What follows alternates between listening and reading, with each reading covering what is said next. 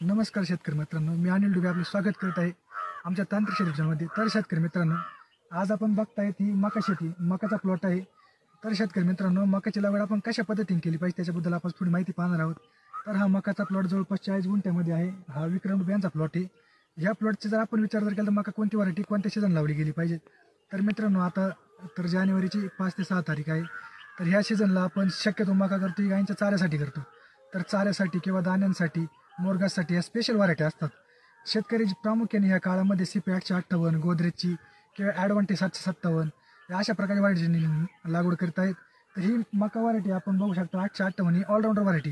हिचं दाण्याचं उत्पन्नही जास्त भेटतं, मोरगासाला ही स्पेशल आहे चालते. हिची उंची भरपूर प्रमाणात आहे. तर ह्या व्हरायटीची निवड ही जवळपास गेल्या 5 ते 7 वर्षापासून करतात. दूधधंदा यांचा जवळपास यांच्याकडे 20 गायी आहेत. यांचं जवळपास 300-350 लिटर दूध चालतं.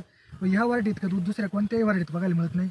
तर शेतकरी मित्रांनो, आपण जर जानेवारीच्या आसपास जर ह्या प्लॉटमध्ये 2-1.5 महिना लावून झालेला आहे.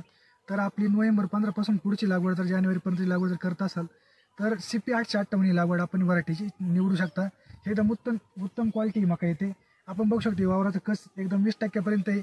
वावर एवढे कसदार नाही, पण मका चांगल्या प्रकारे कसदार आलेली आहे. आपण बघू शकतो तण निर्मूलसाठी टिंजर मारलं गेलेलं आहे.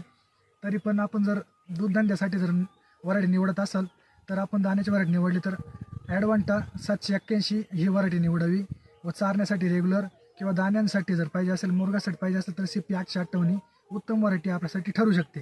तर शेतकरी मित्रांनो, अशाच प्रकारच्या नवनवीन महत्त्वपूर्ण माहितीसाठी आत्ताच आमचा चॅनल सबस्क्राईब करा.